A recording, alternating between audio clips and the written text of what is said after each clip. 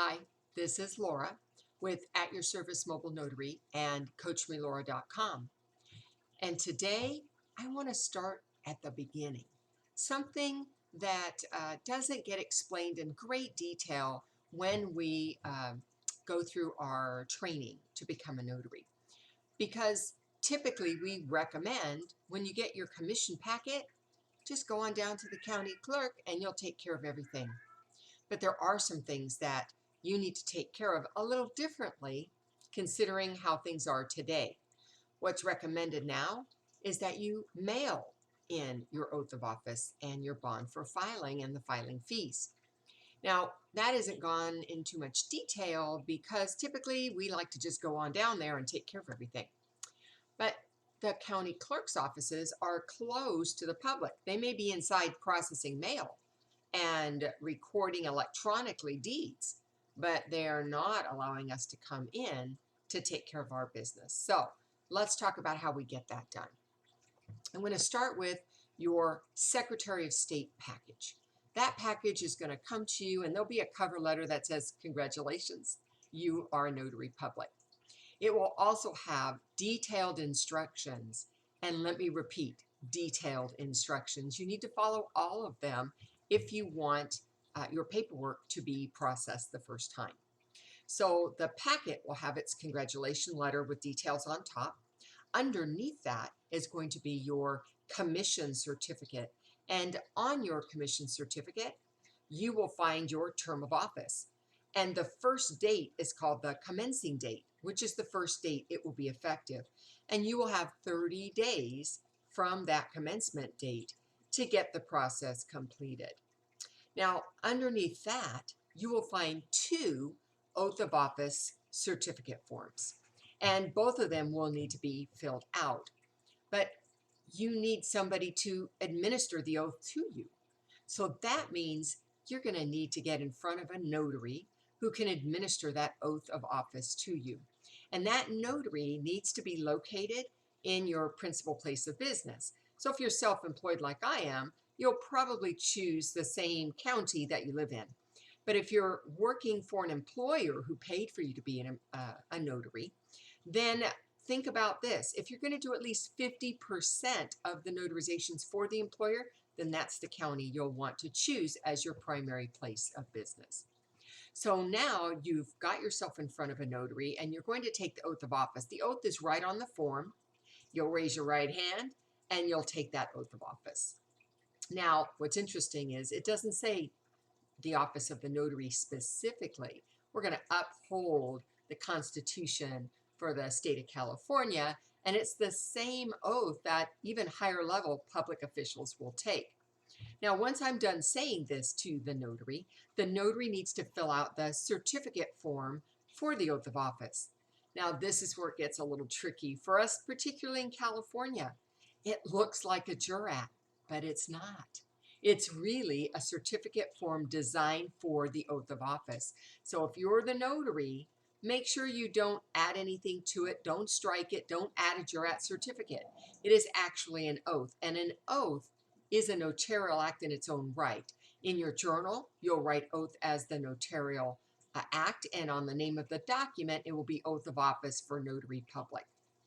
Now, once you get this taken care of, you have to go to step 2. Step 2 is going to be mailing the oath of office forms that have now been notarized along with your bond. Do you have the bond? Because you need that to go with it. The bond you get not from the Secretary of State's office, you get it from an admitted surety insurer. Now, many of you probably purchased it from the National Notary Association, and either separately or as part of a kit of supplies. Either way, they are notified when your commission comes, and when that happens, they can produce your bond. Until that time, they cannot. Now, if you don't receive it from the NNA within a few days following getting your commission packet, check in with customer support to make sure they got that notification. If not, it's easily remedied by scanning a copy of your commission certificate over to them, and then they can release your bond. Now, once you get the bond in the mail, you'll want to make a photocopy of it. you're going to send not only the bond, but a copy of the bond. Now, make sure before you put that in the envelope that you've signed it where it says principal. All right, then you'll make your copy, and now you have 2 copies. Why do you need a copy when you're sending the original? You're going to put a cover letter to go with that copy and ask for a conformed copy, meaning one that's been stamped that demonstrates it's been filed. That will be your proof that your oath and bond have been filed with the county clerk's office. So it's really important that you do that. If you don't, and by the way, include a stamped self-addressed envelope, you will never get the proof. And you need the proof in order to start notarizing. That's your cue that you're good to go. Without it, you don't know if you have a valid commission.